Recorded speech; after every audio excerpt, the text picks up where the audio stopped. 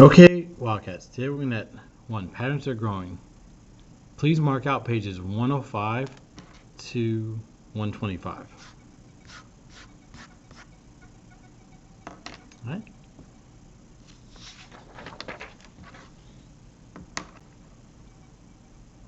Let's take a look at the talk to talk. You know the type. In this activity, you examine 3 different patterns and wrote functions to describe each. 1. Describe the similarities and differences among linear, exponential, and quadratic functions. Right. Let's take a look at linear function.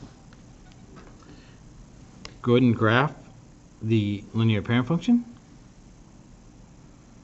And then write down the x-intercept of 0, 0, y-intercept of 0, 0, domain of negative infinity to positive infinity, and range to negative infinity to positive infinity.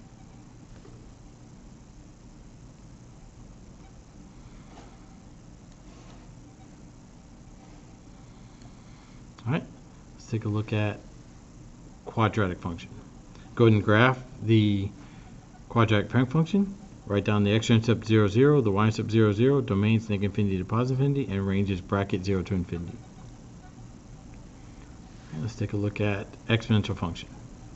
Go ahead and graph the parent function of the exponential function. It has no x-intercept. The y-intercept is 0, 1, the domain is 0 to infinity, and the range is negative infinity to positive infinity. All right, go ahead and finish that up.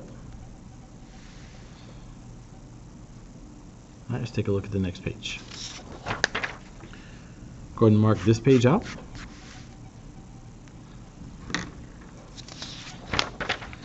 Go ahead and mark this page out.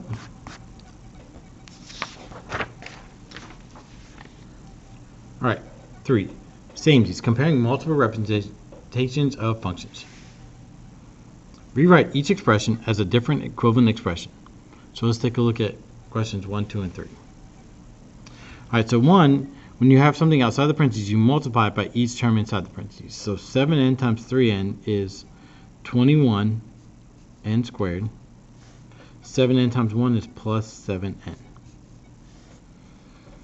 right, let's take a look at number 2. Now number 2 says x squared minus 25, which can be rewritten as x squared plus 0x minus 25. And we're going to need to factor. So to factor, we're going to use reverse box method. So first term is x squared. Last term is negative 25, and these two need to combine to be 0x. So we ask yourself, what do you multiply to give you x squared? Well, the answer to that is x and x. And then we ask yourself, what do we multiply to give ourselves negative 25? The answer to that is plus 5 and minus 5. So let's go ahead and multiply. X times 5 is 5x. Negative 5 times x is negative 5x. Negative 5x plus 5x combines to be 0x. So this matches that. So this factors to be x plus 5 times x minus 5. All right, go ahead and finish that up. All right, let's take a look at 3. Well, when we say squared, we mean we're multiplying 4w plus 2 times 4w plus 2. Okay, so now 4w times 4w is 16w squared. 4w times 2 is plus 8w. 2 times 4w is plus 8w. And 2 times 2 is plus 4. Okay, now we combine terms. 8w and 8w is 16w, so we have 16w squared plus 16w plus 4. All right, go ahead and finish up the warm-up. All right, let's take a look at the next page.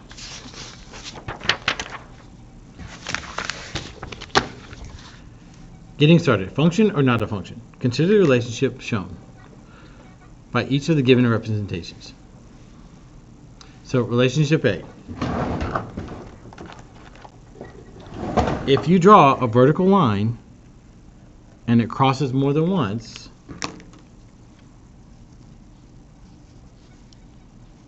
not a function.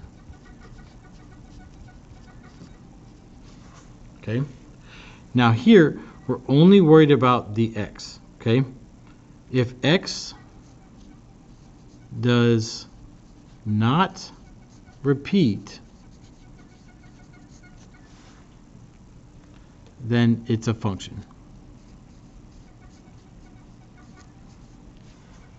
Okay? Let's take a look at relationship C. So let's go ahead and graph C. And let's go ahead and graph it in orange. Okay? So we graph our y-intercept first, so 0, 8. So 1, 2, 3, 4, 5, 8. So 0, 8. And then slope tells us we go down 3 to the right 4. So we go down 1, 2, 3 to the right 1, 2, 3, 4.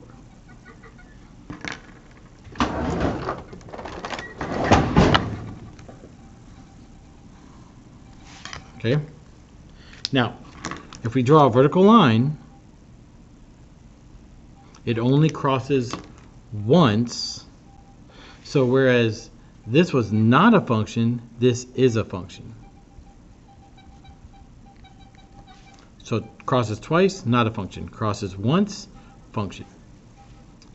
Okay? Relationship D. Zeke has one app on his phone. When he buys it, he downloads a different number of apps each week. The total number of apps on his phone doubles each week until he has no more storage space.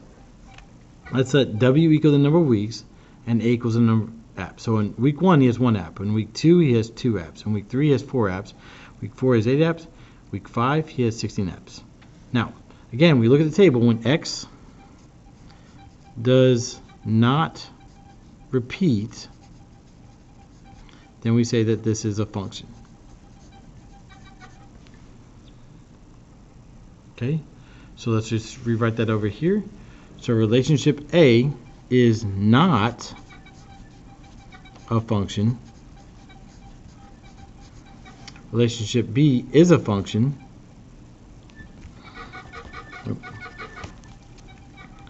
Is a function. Relationship C is a function, and relationship D is a function. All right, go ahead and finish that up. All right, let's take a look at the next page. Activity 3.1, equivalent representations. Understanding patterns not only gives insight into the world around you, but also provides you with powerful tools for predicting the future pictures. Words, graphs, tables, and equations can describe the exact same pattern, but in different ways. In the previous lesson, you used a visual model, graph, table, and context to describe the relationship between the number of days that had passed and the total number of seniors that learned the results of the homecoming king election. In relations such as this one, there is only one output for each input. This type of relation is called a function. Functions can be represented algebraically using function notation. Student works 1. 1. Cut out the relations, provide at the end of the lesson, analyze each relation, and then create groups of equivalent relations. All relations have at least one match. Now, what I want you to do is make a little chart for the equation, for the table, graph, and the words. And then you can see here, I've already put an equation here and here, and then you're just going to glue your table and graph that match this here. Okay? All right, let's take a look at the next page. Okay, same thing here. We're going to ignore what's on the page, and we're going to have, and this got cut off, I guess. This is the equation. So equation, table, graph, words. Okay.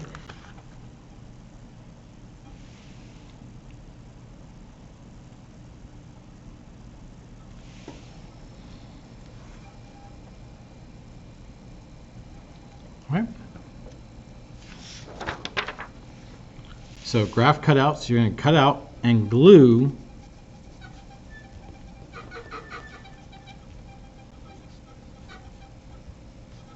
on pages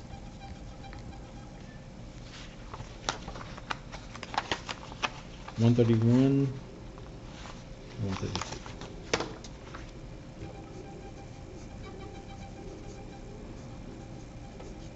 All right. Same thing here. Cut out and glue on pages 131 and 132.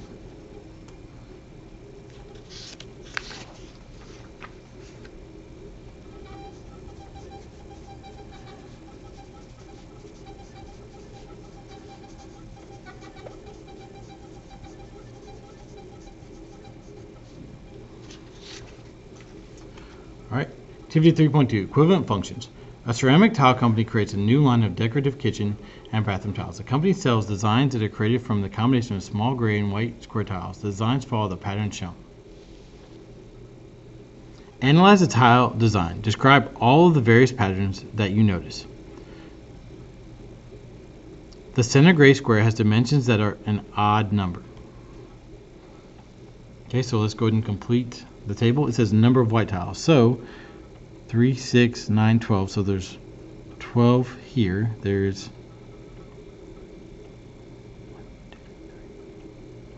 10, 20, 30, 40. And then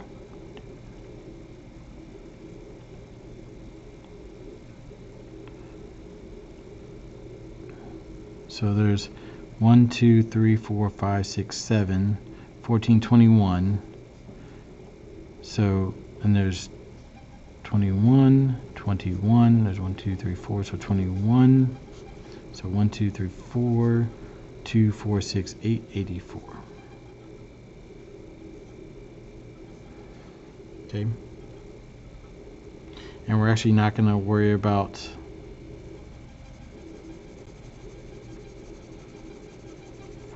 okay. Now to find n, we're going to use regression in Desmos. Okay.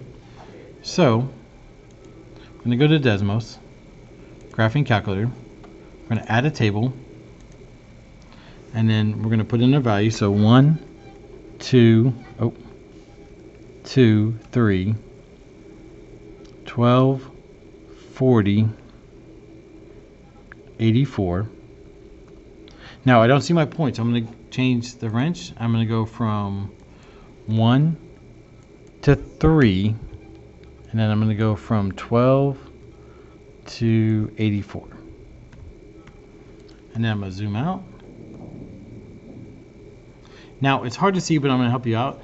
This is actually a quadratic regression, so we're going to use quadratic. So we're going to use y1 shift squiggly ax1 squared plus bx1 plus c.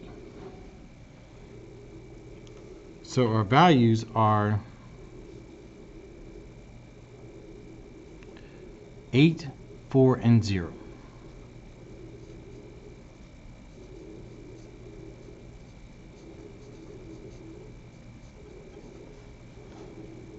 Okay. Now, we use this, but we need to convert it with n. So we're going to change x to n. So y equals an squared plus bn plus c. Well, we have our a, b, and c values, which are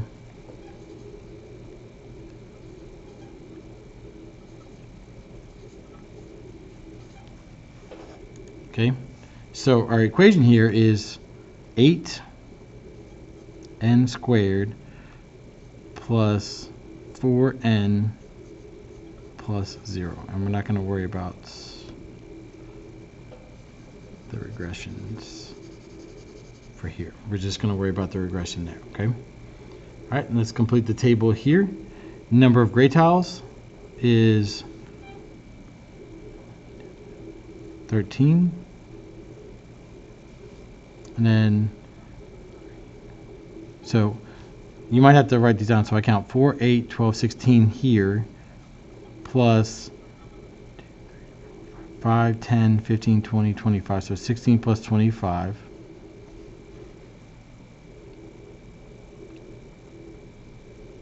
So it's 41. Okay, and then here we get 3, 6, 9. So I got 9. There's 4 of them, right? So 1, 2, 3, 4. So 9 times 4 plus 1, 2, 3, 4, 5, 6, 7 times 1, 2, 3, 4, 5, 6, 7.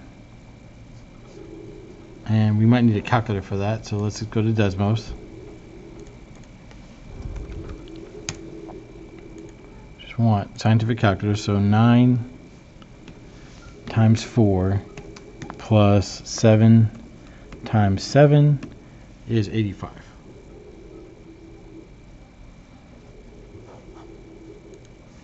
Okay, now total we just add. 12 plus 13 is 25. 40 plus 41 is 81. And then 84 plus 85, I don't know off the top of my head. So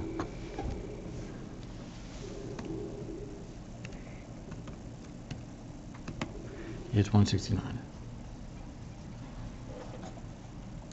Okay. So go ahead and complete the table. 3. What new patterns do you notice? The number of white tiles is 1 less than the number of gray tiles. All right, let's take a look at the next page. Go ahead and mark out this page. Go ahead and mark out this page. Go ahead and mark out this page. All right, talk to talk. 1. Use always, sometimes, or never to complete each statement. Explain your reasoning. A. The functions are always equivalent if their algebraic representations are the same. B. Two functions are sometimes equivalent if they produce the same output for a specific input value. C. Two functions are always equivalent if their graphic representations are the same. The student works 2A, 2B, 2C, 3A, and 3B.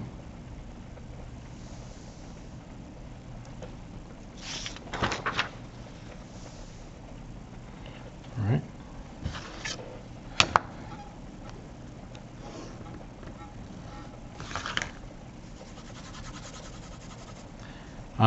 Go ahead and read the remember. The student works 1.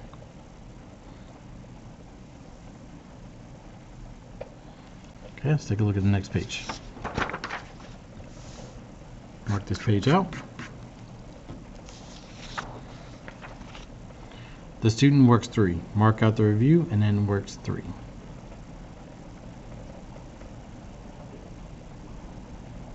All right. Go ahead and finish your notes, start working on assignment, and have a wonderful Wildcat day.